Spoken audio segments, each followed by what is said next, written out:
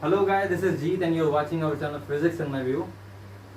हालांकि यहाँ मार्क्स की बिल्कुल भी ज़रूरत नहीं थी, पर मैं प्रमोट कर रहा हूँ कि मार्क्स पहनना चाहिए। ये कोरोना का समय है, अगर आप कहीं बाहर जा रहे हैं या थोड़े भी समय के लिए तो आप मार्क्स ज़रूर पहनें। तो हम यहाँ डिस्कस करने जा रहे थे कि आईआईटी जैम क्या है, और आईआईटी जैम के अलावा जो बाकी भी टॉप लेवल एंट्रेंस एग्जाम है, जैसे कि आपका टिफर हो गया, जेस्ट हो गया, एचआरआई में एडमिशन हो गया, इन सब चीज़ों को डिस्कस करेंगे। तो सबसे पहले हम ये जानेंगे कि आईआईटी जैम क्या है और हमें क्यों करना चाहिए। तो सबसे पहले आईआईटी जैम की फुल फॉर्म जान लेते हैं, आईआईटी जैम। तो आईआईटी जैम जैसा कि नाम से क्लियर है, Indian institute of technology and jam का ज्वाइंट एडमिशन टेस्ट। इसका मतलब ये है कि ये एक एडमिशन टेस्ट है आईआईटी में जाने के लिए, और इसके द्वारा आप क्या करते हैं, ग्रेजुएशन के बाद दिया जाता है ताकि आप वहां से कर सकें, बीएससी कर सकें या इंटीग्रेटेड पीएचडी कर सकें या पीएचडी विद डुअल डिग्री कर सकें। ये कुल मिला के ये कह सकते हैं शॉर्ट फॉर्म में, आप ब्रांडेड एमएससी करने के लिए आपको ये एंट्रेंस देना होता है। सबसे पहले हम डिस्कस कर लेते हैं फॉर्म के बारे में। करने से पहले मैं डिस्कस कर लेता हूँ कि अपॉर्चुनिटीज क्या हैं, कि जैम क्यों करा जाए, क्या जैम के अलावा कोई और ऑप्शंस हैं, या जैम को करने के बाद एमएससी करने के बाद आईआईटी से क्या क्या अपॉर्चुनिटीज हो सकती है, उन्हें डिस्कस करते हैं।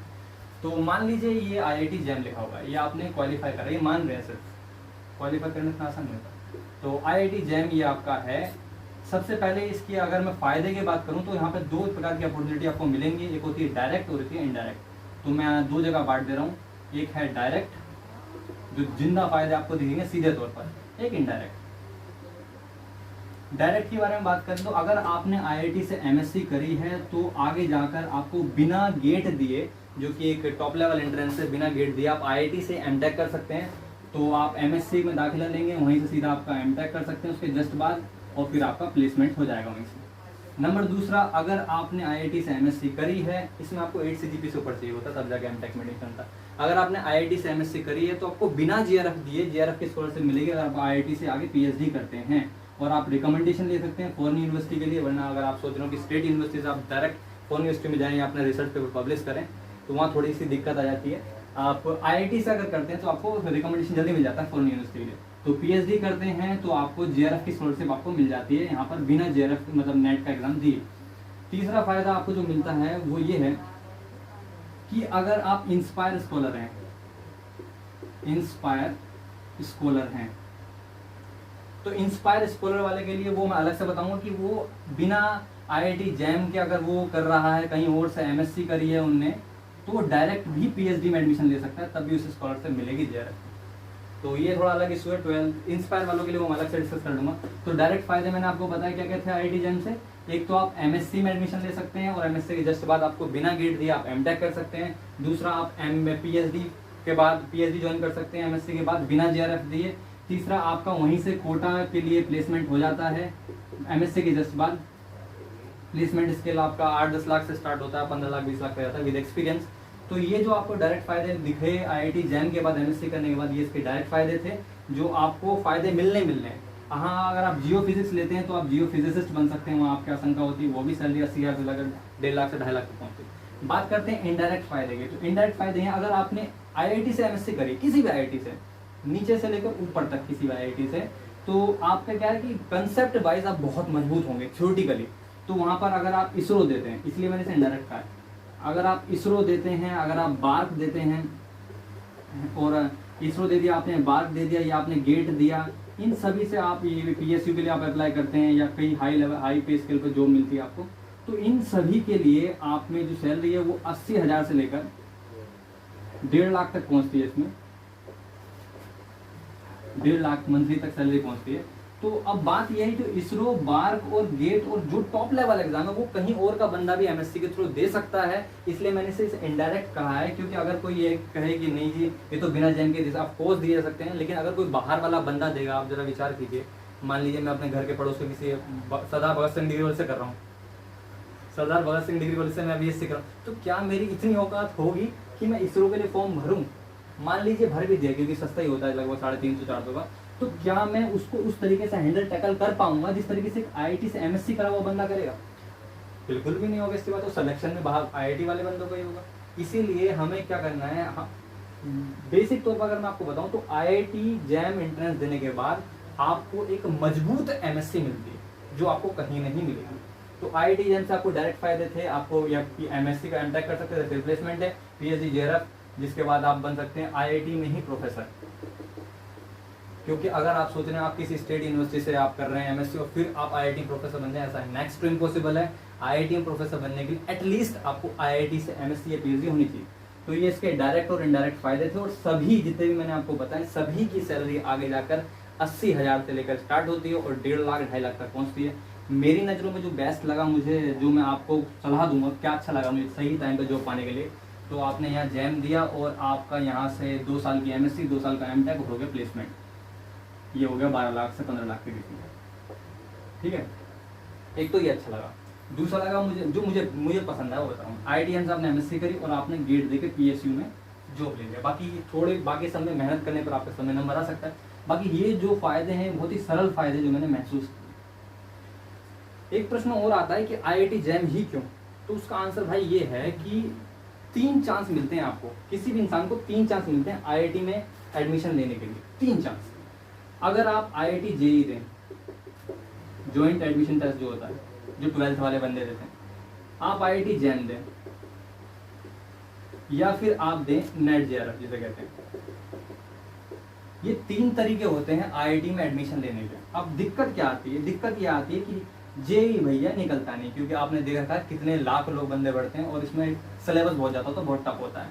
और बात करते हैं हम नेट JRF की, तो उसको तो आप सोचोगे तो उसका सिलेबस भी बहुत ज़्यादा होता है।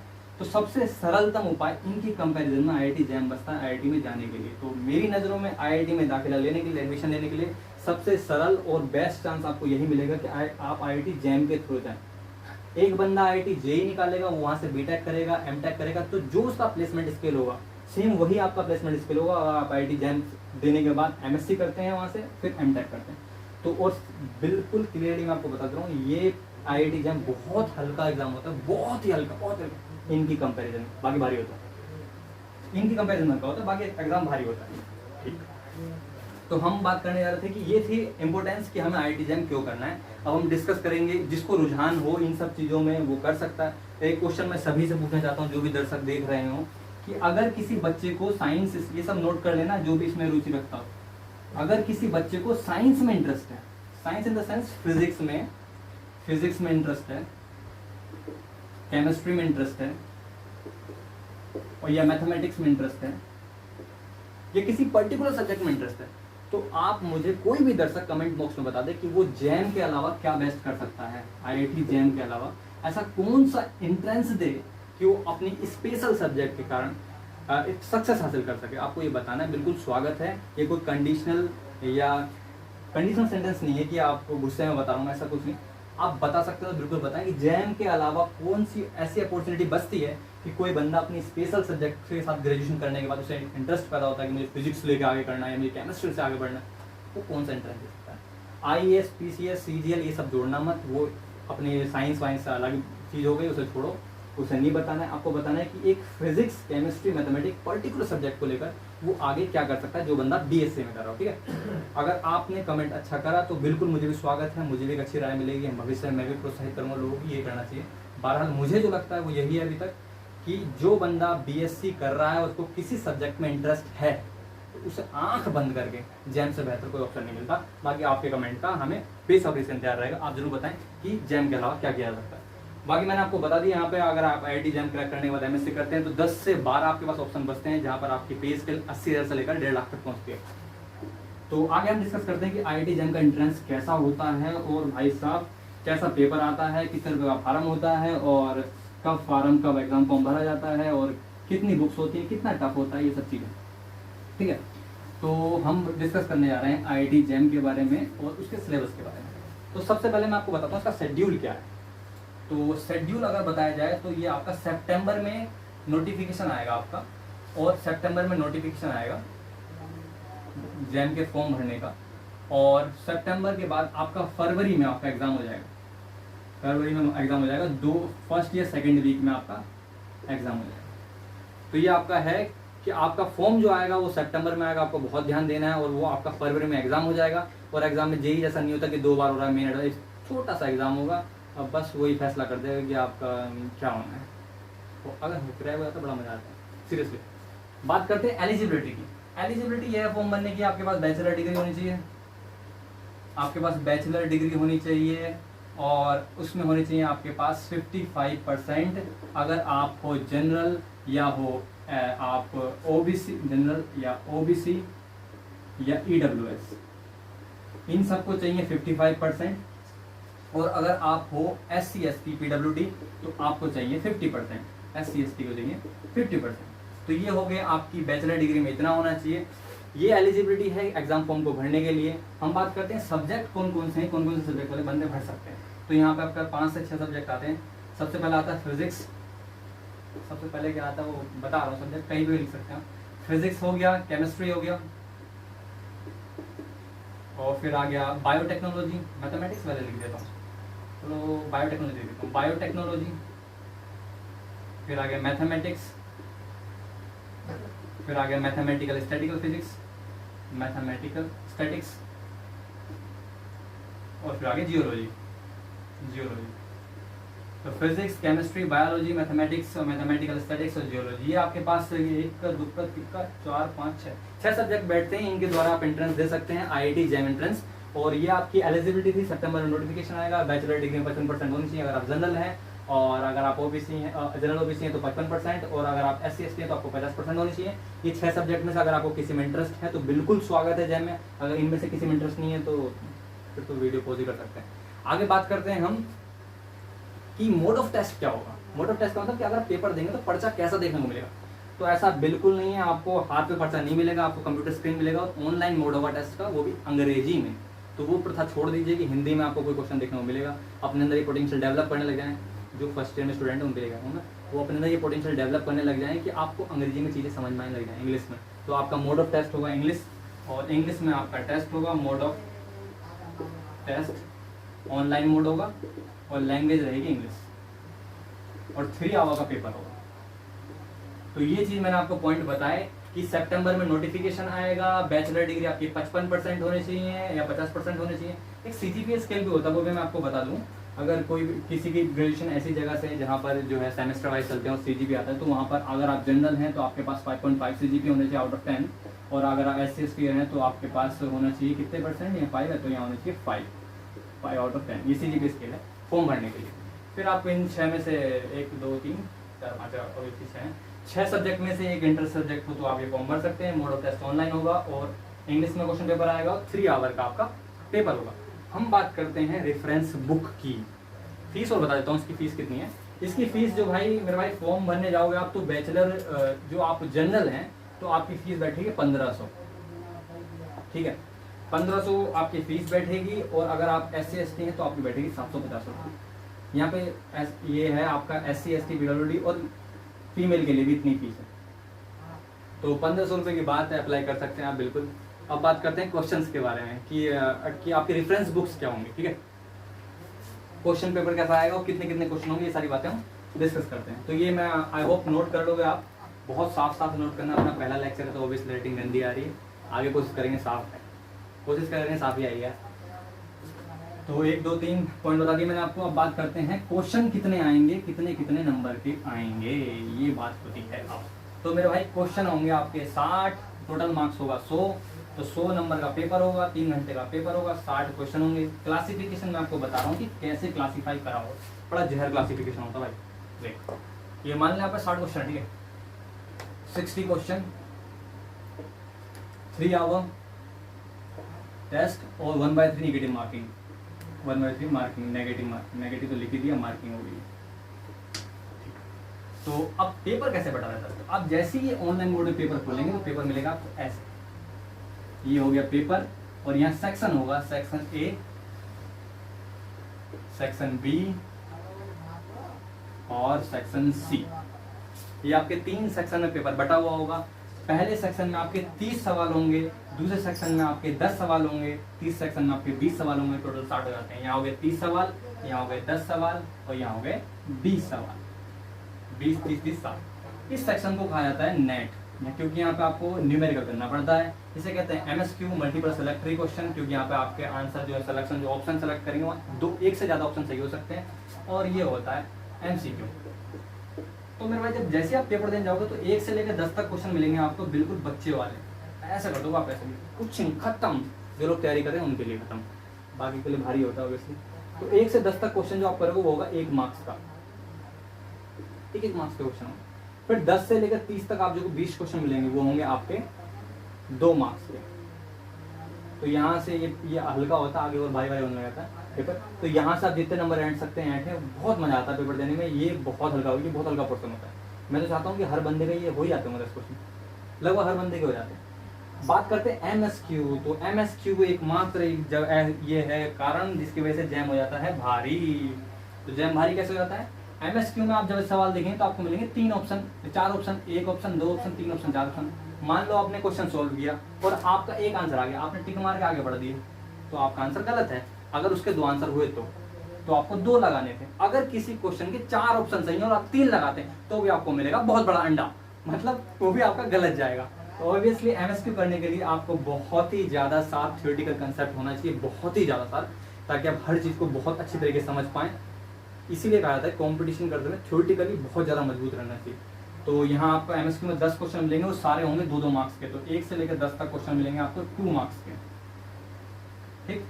तो अब बात करते हैं यहाँ पर। तो यहाँ पर आपके नेट भी 2 जगह बटा रहेगा। 1 से लेकर 10 तक क्वेश्चन होंगे 1 मार्क्स का न्यूमेरिकल, वही टू न्यूमेरिकल, जैसे कि केपलर लॉ पे आ गया कि ग्रह कोई प्लैनेट है, वो टाइम पीरियड दे रखा है तो उसके ऑर्बिट की रेडियस बताइए, या बता दीजिए कि हाफ वे प्लेट से जा रही है, उसकी वेवलेंथ कितनी होगी। बहुत छोटे इतने से क्वेश्चन आएंगे, फॉर्मूला रखो आंसर पाओ, वैसे क्वेश्चन। तो ये हो गया। और बाकी ये क्वेश्चन बचते हैं आपके 2 मार्क्स के। तो ये क्लासिफिकेशन होता है पूरे पेपर का। ये 3 पार्ट में बटा रहता है, section A, section B, section C. Section A में बहुत ही बच्चे क्वेश्चन होते हैं 1 से लेकर 10 तक 1 मार्क्स के। आगे 10 से लेकर 30 तक जो क्वेश्चन होते हैं 2 मार्क्स के होते हैं। सेक्शन बी की ऐसी रटा रहनी चाहिए आपको भी। पेपर देने जाना है तो सब कुछ पता होना चाहिए, बिल्कुल ठीक। तो सेक्शन बी की बात करें तो होता है MSQ में आपके 2 से ज़्यादा ऑप्शन ठीक हो सकते हैं। वो कभी कभी किसी का सही आता है। मेरे दोस्तों ने आज तक और मैंने भरा है 5 से ऊपर किसी का सही नहीं है। इसमें 5 सवाल से ऊपर किसी का आज तक सही हुआ ही नहीं मेरे दोस्तों। बाकी बहुत बुद्धिमान लोग होते हैं मेरे दोस्तों, मुझे 5 से ऊपर नहीं गए किसी का सही।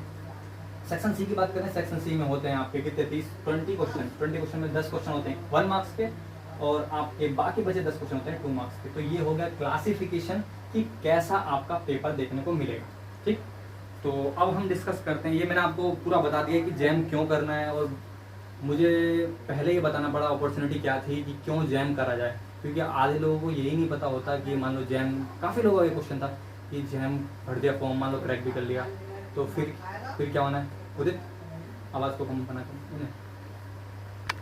हाँ, तो मैं कह रहा था कि पहले अपॉर्चुनिटी बतानी पड़ गई, क्योंकि लोगों को लगता है कि अगर जैम का फॉर्म भर दें और जैम निकल जाए MSc कर ली, उसके बाद क्या। तो उसके बाद क्या का आंसर मैंने सबसे पहले दे दिया आपको कि जैम देंगे, MSc करेंगे तो आपको जैम एक बेहतरीन MSc प्रोवाइड कराएगा, और 3 से 4 डायरेक्ट फायदे और 5 से 10 इनडायरेक्ट फायदे आपको मिलेंगे वहाँ से। अगर आपको पसंद आता है तो आप आगे चल सकते हैं, ये देख सकते हैं पेपर कैसा है। और पसंद नहीं आता, कोई दूसरा ऑप्शन आप चुनते हैं साइंस को लेकर, तो मुझे कमेंट बॉक्स में बता देना, मैं भी वही चुनूँगा। मतलब मैं भी औरों को भी प्रेस्क्राइब कर दूँगा, क्योंकि जैम से अदर कोई ऑप्शन मुझे लगता नहीं कोई बेस्ट होगा। बात करते हैं, ये तो हो गया ऑल डिस्कस कि पेपर कैसा होगा, क्यों भरा जाए। अब बुक्स के बारे में बात करते हैं। बुक्स रहेगी मेन बात, तो रहेगी बुक्स, ये कितने बुक्स हैं, सिलेबस क्या है, सिलेबस डिस्कस करते हैं ऑब्वियसली। तो ये भी नोट कर लेना आप, पेपर कितने नंबर का, नेगेटिव मार्किंग क्या है।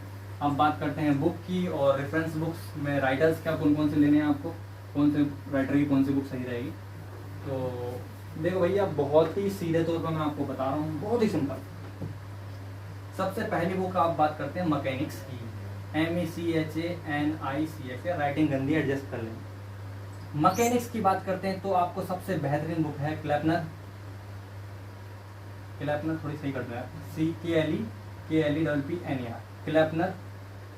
और ये अगर आपका कंसेप्ट थ्योरेटिकली बेसिक अच्छा है, मतलब 12th जो है आपने पढ़ के किया है, ना कि बंक मार के, तो आपको क्लैपनर समझ में आ जाएगी। अदरवाइज आपकी बिल्कुल है तो आप HC वर्मा ले सकते हैं। पहले HC वर्मा की खुराक लें घर बैठ के आराम से, और HC वर्मा से आप खुराक लेने के बाद तब आप इसको समझने के बाद क्लैपनर समझने योग्य होंगे। जब इनको समझ जाएंगे तब आप समझ जाएंगे पैटर्न कि IIT में जो क्वेश्चन आते हैं वो मैकेनिक्स के कैसे होते हैं। दूसरी बात करते हैं इलेक्ट्रोमैग्नेटिक थ्योरी के बारे में। इलेक्ट्रोमैग्नेटिक थ्योरी के बारे में, तो इलेक्ट्रोमैग्नेटिक थ्योरी को बच्चा जानता है, डेविड जे ग्रिफिथ, सबको पता है। डेविड जे ग्रिफिथ की बुक लीजिए और गंगा नहा लीजिए। डेविड जे ग्रिफिथ, कहीं पर भी आप जाएंगे तो इलेक्ट्रोमैग्नेटिक थ्योरी के लिए ग्रिफिथ के अलावा कुछ भी प्रेस्क्राइब नहीं किया जाएगा आपको। Griffith is the best for electromagnetic. तीसरी बात करते हैं हम solid state electronics. Solid state and electronics. तो सॉलिड स्टेट और इलेक्ट्रॉनिक्स में बहुत ही बढ़िया बात बताता हूँ मैं आपको। सॉलिड स्टेट के लिए अलग बुक लीजिए, इलेक्ट्रॉनिक्स के लिए अलग बुक लीजिए। सॉलिड स्टेट में आप ले सकते हैं एम ए वहब और अगर आपको अच्छे से पढ़ना है तो आप पुरी एंड बाबर भी ले सकते हैं, पुरी एंड बाबर। और इलेक्ट्रॉनिक्स दो जगह बांट लेते हैं। इलेक्ट्रॉनिक्स दो पार्ट होते हैं, एक होता है डिजिटल और दूसरा होता है एनालॉग। डिजिटल में आप वो गेट पेट आते हैं, वो हल्की हल्की चीज़ें होती हैं। एनालॉग में आता है FET, transistor, op amp, clipper, clamper, ये सारे जो होते हैं फैट सर्किट वगैरह, वो आ जाते हैं आपके एनालॉग में।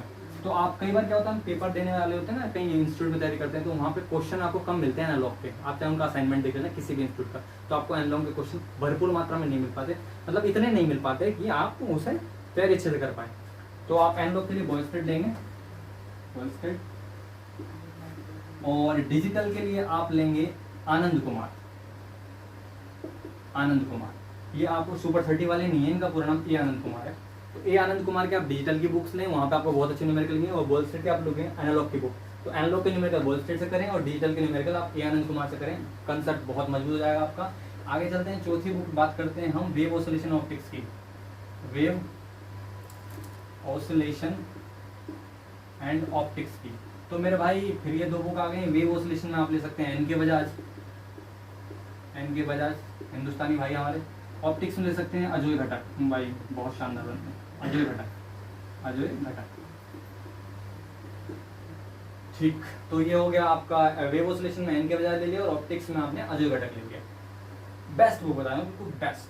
आगे चलते हैं, पांचवा बुक आपका बच गया, मैकेनिक्स हो गई, इलेक्ट्रोमैग्नेटिक थ्योरी हो गई, सॉलिड स्टेट इलेक्ट्रॉनिक्स हो गई, वेव ऑसिलेशन ऑप्टिक्स हो गई, मॉडर्न फिजिक्स जिसमें क्वांटम आती है, मॉडर्न फिजिक्स जिसे कहते हैं क्वांटम मैकेनिक्स, तो भाई साहब क्वांटम मैकेनिक्स के लिए आपको बताया जा रहा है नॉरेन जेटली सर्च कर लेना, मिल जाए। जेटली नाम से बुक मिल जाएगी। अगर आप मजबूत नहीं है थ्योरेटिकली तो आप एच.सी. वर्मा ले सकते हैं, एच.सी. वर्मा की क्वांटम मैकेनिक्स मिल जाएगी। और आप ग्रिफिथ की ले सकते हैं, ग्रिफिथ की भी क्वांटम मैकेनिक्स आपको मिल जाएगी। ठीक, और एक बुक और बता रहा हूँ मैं, अगर बिल्कुल जमीन से पढ़ना है आपको, बिल्कुल जमीन से, बेस से लेवल से, तो सत्य प्रकाश ले लीजिए। तो बहुत शानदार बंदा है, ऐसे लिखा जैसे मम्मी लोरी सुना रही हूँ। बिलीव मी, क्वांटम मैकेनिक्स अगर कंपटीशन से अलग देखा जाए थ्योरेटिकली, अगर बहुत मजबूत करनी तो सत्य प्रकाश जी बहुत शानदार है, बहुत ही शानदार, मैं बिल्कुल शानदार। सत्य प्रकाश, तो आपको सत्य प्रकाश लेना चाहिए। सत्य प्रकाश जी की क्वांटम प्रकाश जी की क्वांटम मैकेनिक्स बहुत शानदार है। छठी बुक बचती है आपकी मैथमेटिकल फिजिक्स, या कुछ और बची है। मैकेनिक्स हो गया, इलेक्ट्रोमैग्नेटिक थ्योरी हो गया, सॉलिड स्टेट एंड इलेक्ट्रॉनिक्स हो गया, एक हो गया स्टैटिस्टिकल फिजिक्स बची है, उसे कहते हैं थर्मोडायनेमिक्स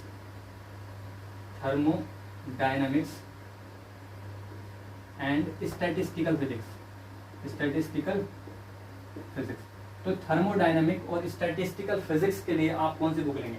थर्मल के लिए आप ले लीजिए गर्ग, बंसल एंड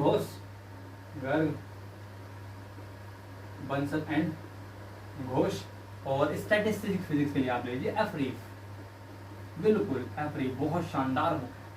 तो ये आपकी रहा इन सब की बुकों के बारे में। और एक बुक बचती है आपके मैथमेटिकल की, बिल्कुल मैथमेटिकल फिजिक्स में ऐसी कोई बुक नहीं है जो मैथमेटिक्स के सारे पार्ट को बहुत अच्छे से डिस्क्राइब करे, इसलिए मैं उसके अलग अलग पार्टों को मैं आपको बता दूंगा कि कौन कौन सा पार्ट किस किस बुक से पढ़ना है। जैसे कि अगर आप मैथमेटिकल फिजिक्स, 7th बचा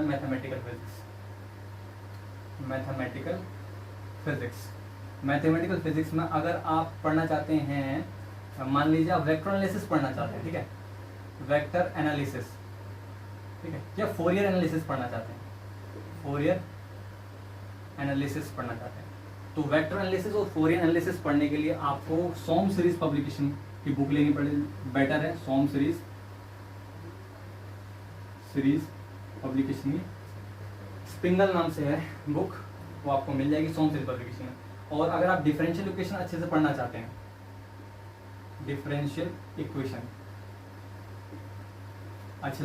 हैं, तो आप क्रेजिक ले सकते हैं, एरविन क्रेजिक।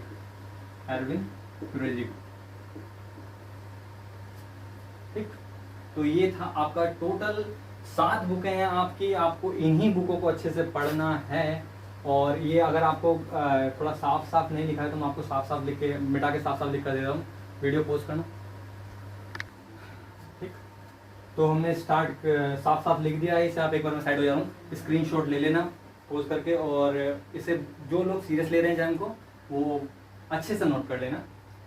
एक बार रिपीट कर देते हैं, मैकेनिक्स में इलेक्ट्रोडायनेमिक्स में डेविड जिग्रे भी, तो क्वांटम मैकेनिक्स में भी आप ऐसे वर्मा सत्य प्रकार अच्छी लगती है मुझे, और अदरवाइजर भी बहुत अच्छी है। सॉलिड स्टेट में आपका हो गया पूरी एंड बाबर, दुनिया जानती है इसे, और बॉल स्टेट और ये आनंद कुमार आपका न्यूमेरिकल प्रॉब्लम के लिए हो गया। थर्मोडायनेमिक्स में गर्गनसन घोष हो गया, और स्टैटिस्टिकल में एफ्रीफ हो गया, वेव में ज्ञान के बजाज हो गया, और ऑप्टिक्स में अजय घटक, और मैथमेटिकल में तो आप सोम से लीजिए पब्लिकेशन, और डिफरेंशियल इक्वेशन में आप एरविन क्रेजिंग ले सकते हैं, ये पूरा एक नाम है, ये है आपका कंसेप्ट समझने के लिए। और आपको प्रॉब्लम्स अगर लगानी तो एच के दास इंडियन राइटर की प्रॉब्लम्स के लिए, डिफरेंशियल इक्वेशन की प्रॉब्लम्स के लिए, प्रॉब्लम्स। ठीक है, तो इसका आप स्क्रीनशॉट ले लें, मैं साइड हट जाता हूँ और फिर हम आगे डिस्कस करते हैं। ठीक, तो जो मेन बात है वो मैं आपको बताने जा रहा हूँ कि इनके पीछे राज क्या है, इन बुकों के पीछे। बहुत बड़े बड़े नाम ले लिए, राज क्या है तो पहले हम मिटा देते हैं। तो देवियों सज्जनों, जो भी इतने बड़े बड़े 7, मैंने आपको 7 तो बताया कि सिलेबस में 7 बुक्स हैं, और उसके अंदर बता दी मैंने 4 बुक, कुल मिला के वही 15-20 किताबें हो गई। तो पहली बात तो मैं आपको बता दूं, इनमें से कोई सी भी बुक आपको खरीदनी नहीं है, बिल्कुल सही बता रहा हूँ आपको, इनमें से कोई सी बुक आपको खरीदनी नहीं है। सिलेक्शन लेने का बहुत ही सिंपल फंडा है, देखो बिल्कुल सिंपल फंडा बता रहा हूँ आपको। नंबर 1, एक काले रंग की पट्टी लें, बिल्कुल सही, एक काले रंग की पट्टी लें और आंख पर बांधकर ब्लाइंडली अपने कोच को, ट्यूटर को, जो भी तुम्हें पढ़ा रहा है, इवन मुझसे पढ़ रहे हो या कोई भी है, आंख बंद करके उसे फॉलो करें। Blindly follow your teacher, blindly follow your teacher. ठीक, ये पहला फंडामेंटल। 2 रूल बताऊंगा, खत्म। पहला है ब्लाइंडली फॉलो योर टीचर, और टीचर का बैकग्राउंड सही होना चाहिए कि उन्हें 1-2 बंदे निकाल लगे हों, भाई पहले तुम्हारे ऊपर एक्सपेरिमेंट चल रहा हो, ऐसा नहीं हो, और टीचर पता चल जाता है टीचर कैसा है, उसको ब्लाइंडली फॉलो करना है जो भी वो राय दे रहा है। और तीसरा रिवीजन, दूसरा हो गया रिवीजन, रिवीजन, रिवीजन। जयराम, ये 2 फंडे आपको अपनाने हैं। जो आपका टीचर होगा, जो ट्यूटर होगा, जो पढ़ाने वाला होगा आपको, वो भाई साहब जितनी आपने रेफरेंस बुक लिए लोगे, उन सबके इंपॉर्टेंट क्वेश्चन को एक जगह इकट्ठा करके वो असाइनमेंट बनाता है। वो असाइनमेंट ही आपको दिया जाता है 20-30 क्वेश्चन का, उन्हें आप करके डायरेक्ट वे में आप एग्जाम क्रैक करते हैं। क्योंकि एग्जाम के लिए आपको हार्ड वर्क नहीं करना होता, स्मार्ट वर्क करना होता है, ये आपको पता जाना चाहिए।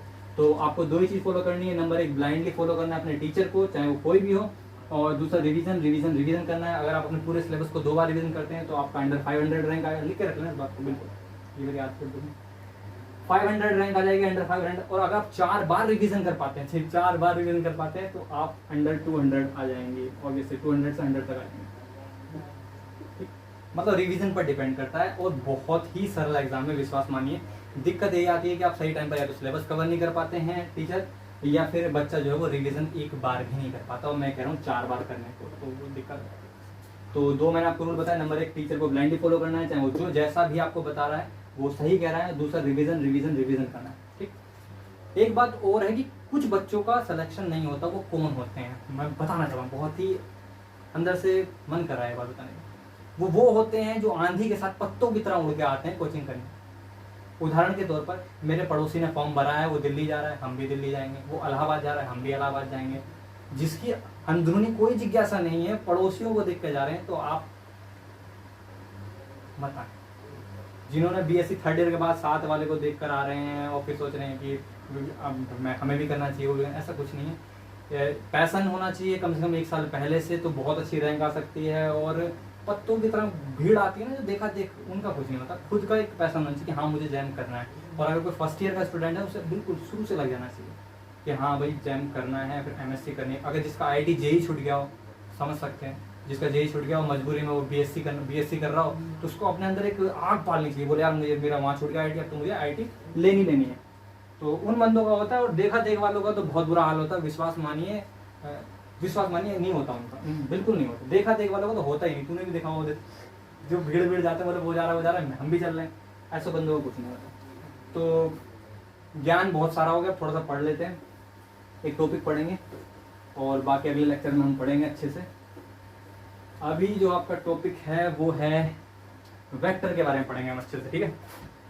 तो फिजिकल क्वांटिटीज आपने पढ़ी होंगी, फिजिकल क्वांटिटीज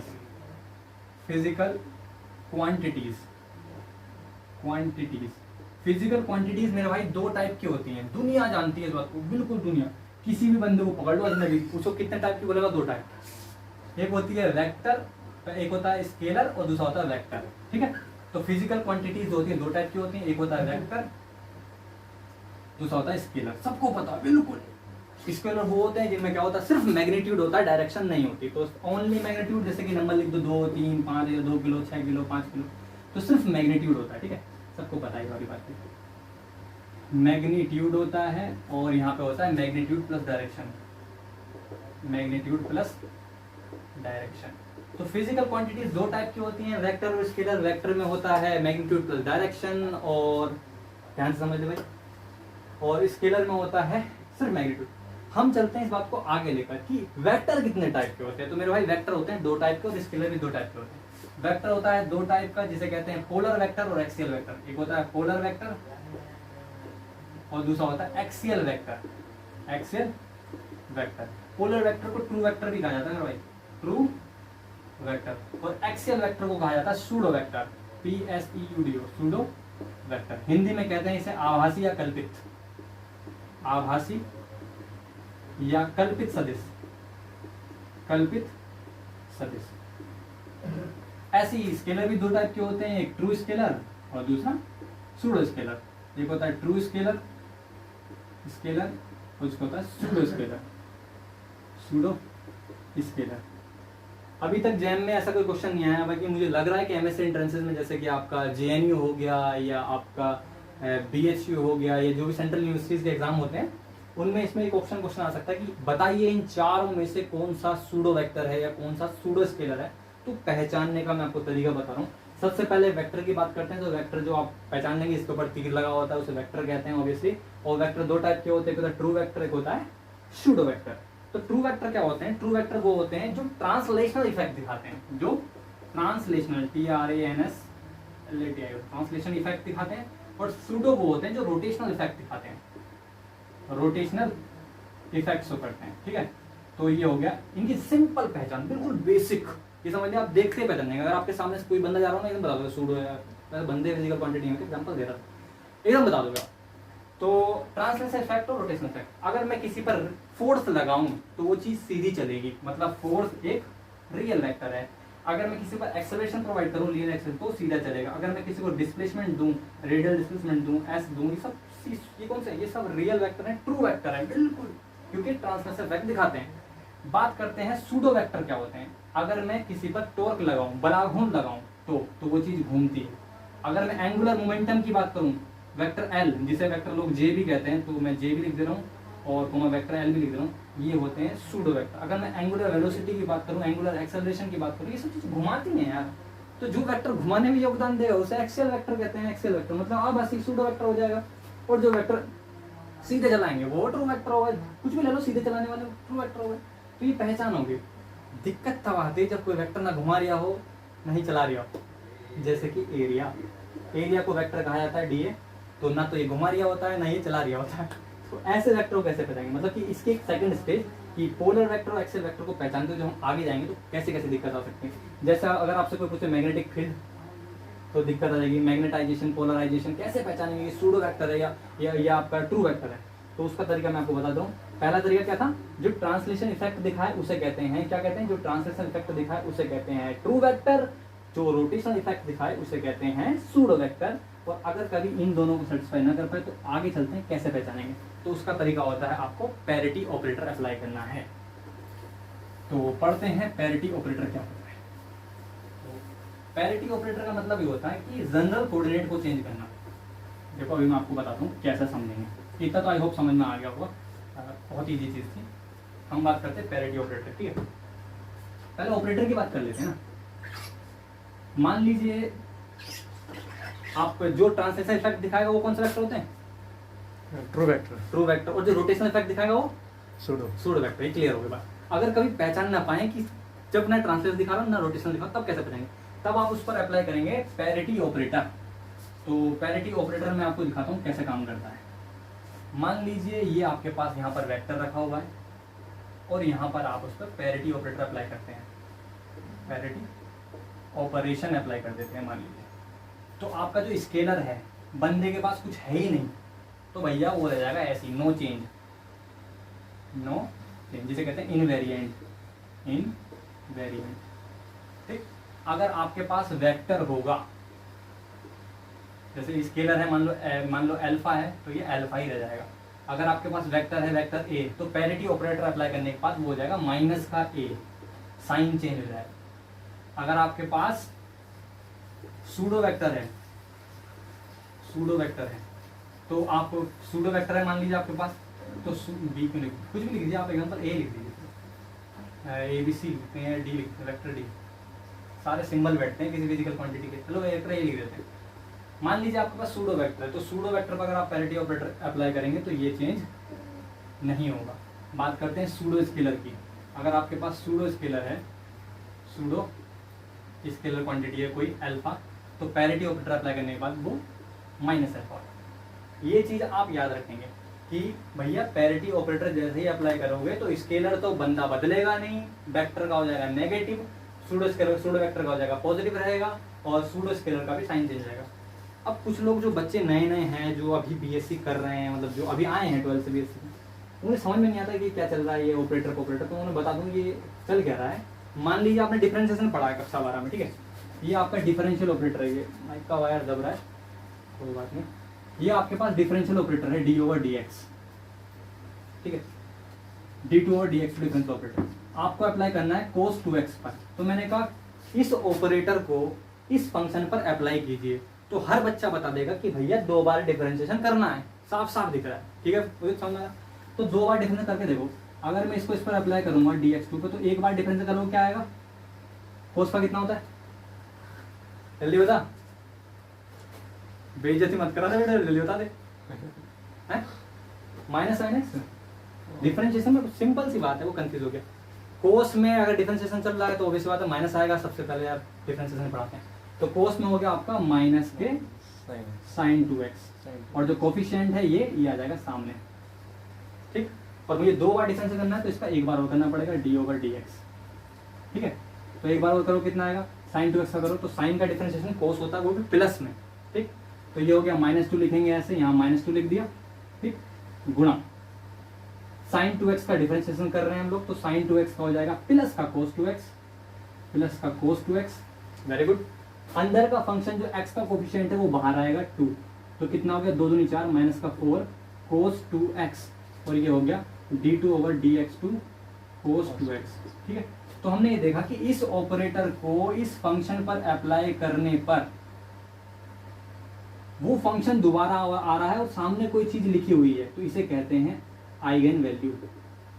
आइगन वैल्यू किसकी, इस ऑपरेटर की, किसके लिए, इस फंक्शन के लिए, इस ऑपरेटर की इस फंक्शन के लिए आइगन वैल्यू -4 है, ऐसा पढ़ता है। इस ऑपरेटर की इस फंक्शन के लिए आइगन वैल्यू -4 है।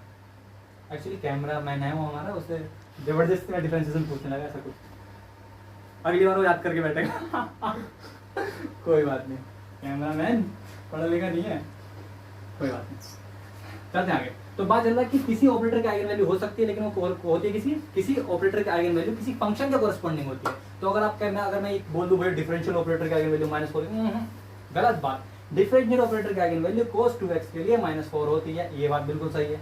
अब देखते हैं मैं यहाँ क्या कहना चाह रहा था।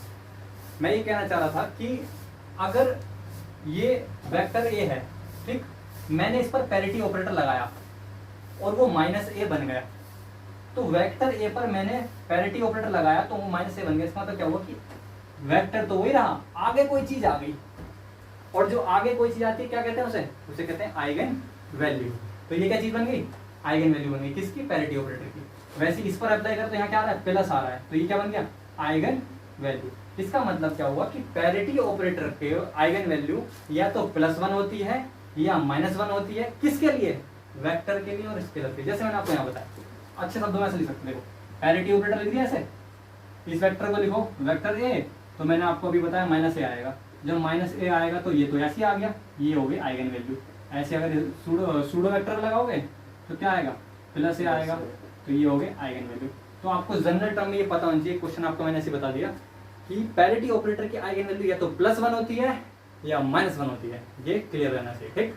लेकिन ये भी क्लियर रहना चाहिए कि पैरिटी ऑपरेटर की आइगन वैल्यू माइनस होती है वेक्टर के लिए, प्लस होती है सूडो के लिए, सूडो वेक्टर। ट्रिक बता देता हूँ आपको अगर याद ना रहे तो, प्लस मतलब पैस है पी, पी से प्लस, पी से सूडो वेक्टर, इसका मतलब प्लस जो हो गया वो हो गया सूडो वेक्टर के लिए, PSEUDO सूडो वेक्टर, और माइनस हो गया किसके लिए, माइनस हो गया आपका ट्रू वेक्टर के लिए, मतलब ट्रू वेक्टर के लिए, वेक्टर के लिए ट्रू वेक्टर। इस वेक्टर को ट्रू वेक्टर भी कहते हैं, ट्रू वेक्टर।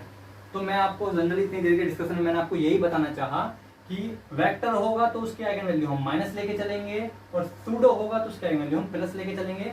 याद ज्यादा कंफ्यूज नहीं होना, पी से सूडो होता है, पी से प्लस है, बिल्कुल सेम बात।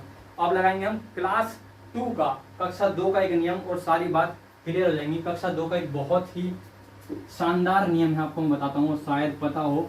कैमरामैन साहब आपको पता है ये नियम, पता होगा आपको। प्लस प्लस क्या होता है गुणा करेंगे तो plus, plus, minus plus minus, minus, plus minus, minus, पक्का, हाँ, minus minus minus minus, sorry plus, plus, plus.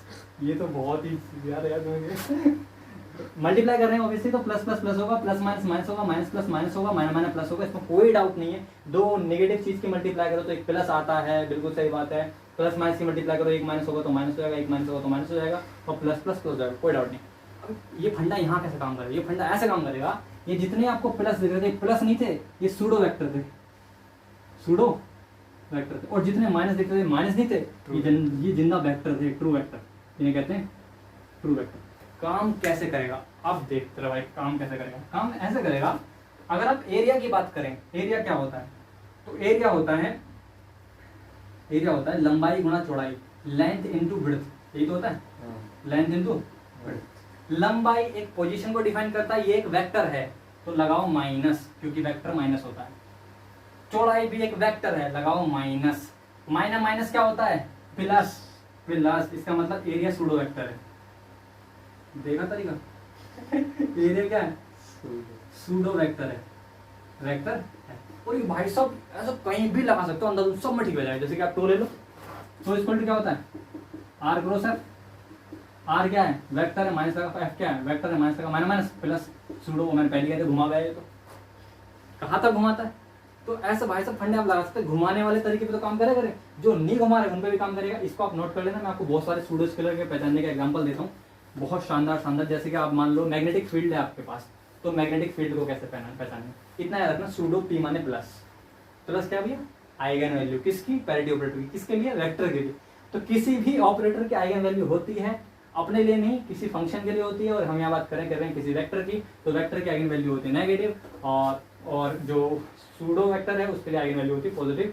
अब मैंने आपको एग्जांपल दे रहा हूँ सूडो वेक्टर के, बहुत शानदार एग्जांपल। सबसे पहले मैंने आपको एरिया बताया था, तो एरिया का मैंने एग्जांपल दिया, सबसे पहले एरिया ले लिया, एरिया एलिमेंट लंबाई गुणा चौड़ाई, dl लेंथ हो गया, चौड़ाई db हो गया, और लेंथ इनटू विड्थ ले लिया, minus vector minus minus plus pseudo vector, clear हो गया।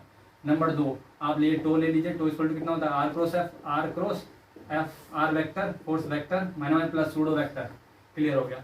तीसरा ले लीजिए आप इलेक्ट्रिक फील्ड ले लीजिए, ई इक्वल टू क्या होता है, 1/4 naught, 1/4 naught q upon r square, या r cube upon r cap ले सकते हैं, ऐसे लिख सकते हैं। आर कैप का मतलब क्या होता है, आर कैप का मतलब क्या होता है, यूनिट वेक्टर को हम कैसे लिखते हैं, यूनिट वेक्टर को लिखते हैं हम r cap equal to vector r upon vector r का मोड, ऐसे लिखते हैं। ये हो गया डायरेक्शन के बारे में। तो इलेक्ट्रिक फील्ड की डायरेक्शन क्या होगी, वेक्टर ई बराबर होता है q upon r square into r cap लिख दे रहा है, ठीक है। तो ये आपका वेक्टर है, तो एक वेक्टर डायरेक्शन है, तो ये भी क्या होगा, इलेक्ट्रिक फील्ड एक वेक्टर है। तो इलेक्ट्रिक फील्ड वेक्टर से कोरस्पॉन्डिंग सारी चीज वेक्टर होंगी, जैसे कि डिस्प्लेसमेंट वेक्टर होगा, पोलराइजेशन वेक्टर होगा, ये सारी चीज क्या होंगी, वेक्टर होंगी। अब बात करते हैं चौथा एग्जांपल हम ले लेते हैं मैग्नेटिक फील्ड का, बी बायो सेवर्ट लो याद है, μ/4 pi delta LI sin theta upon r cube, r square, r square होता है, पर मैं यहाँ वेक्टर आर अपॉन आर लिख दिया तो मैनेज हो जाएगा, वेक्टर आर अपॉन आर का मोड लिखने दे जाएगा, ठीक है। तो ये हो गया वेक्टर बी बराबर mu naught upon 4 pi delta sine theta upon r, मैं इसे साफ से लिख दे रहा हूँ। ये हो गया, साइन थीटा नहीं लिख सकता है, क्रॉस प्रोडक्ट के साथ साइन थीटा लिख रहे हैं, गलत बात है, इतनी बड़ी गलती नहीं मिस्टर जी, नो। ये हो गया mu naught upon 4 pi I d l cross r, ऐसे कैसे चल जाएगा अपॉन साइन थीटा आर की, बहुत साइन थीटा बोल रहा है, ओके।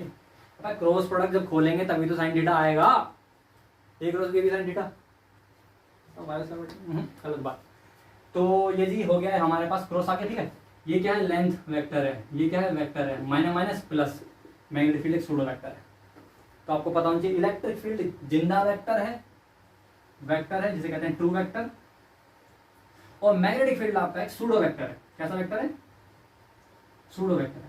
तो ट्रू वेक्टर हो गया, ये सूडो वेक्टर हो गया, बाकी और भी आप पहचान सकते हैं। जैसे आपको एक मजे की बात ये है, वेक्टर में वेक्टर जुड़ता है, सूडो वेक्टर में सूडो वेक्टर जुड़ता है, कहीं भी पकड़ लीजिए एग्जांपल के तौर पर।